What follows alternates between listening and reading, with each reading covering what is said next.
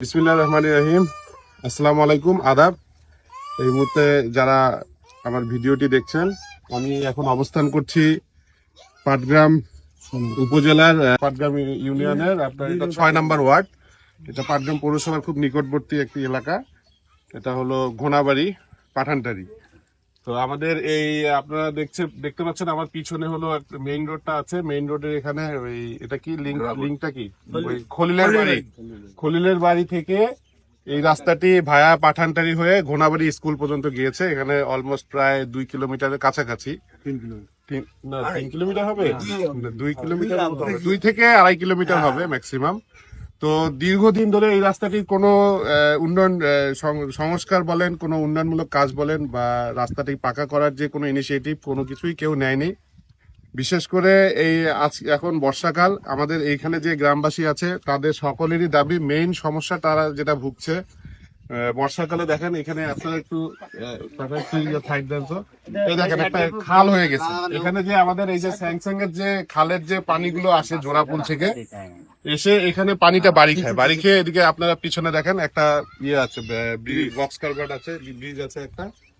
ব্রিজটারও দেখেন আপনার লিংক রোডটা দেখেন, টার্নিংটা দেখেন, কোনো মাটি নেই। মানে এমন ভাবে ডিজাইন করা হয়েছে যে ওখানেও মাটি থাকে না। পাশাপাশি এই রাস্তার এদিকে এই আপনার পানির স্রোত বহমান থাকার কারণে এই পাশে কোনো মাটিগুলো ঠিকভাবে থাকে না। কিন্তু আমাদের এখানে এলাকাবাসীর দাবি, বিগত 20 বছরেও এখানে কোনো কাজ হয়নি নাকি?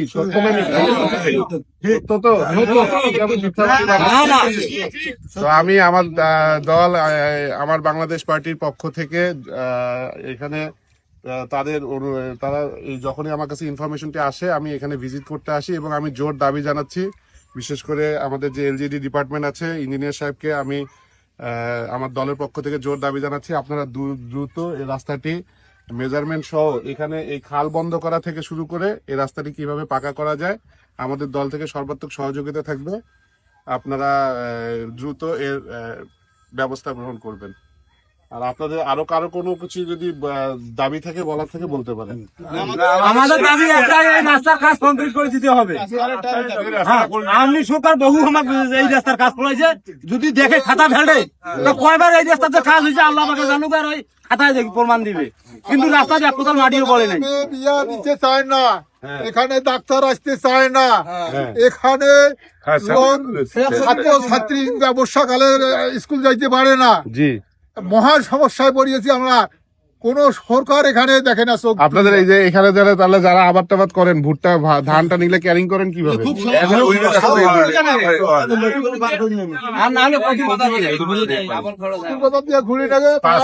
আমি জানি না, আমরাও অনেক শুনেছি যে উন্নয়নের ছড়াছড়িটা কোথায় আসলে আমি জানি না। এটা একদম খুবই পাটগ্রাম পৌরসভা থেকে খুবই নিকটবর্তী একটা জায়গা। এই জায়গাটারই এই অবস্থা।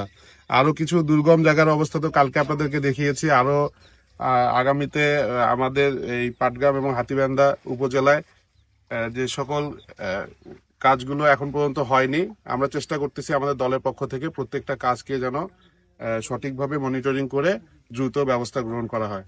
তো সকলে ভালো থাকবেন, দোয়া করবেন আমাদের জন্য। ধন্যবাদ। আসসালামু আলাইকুম।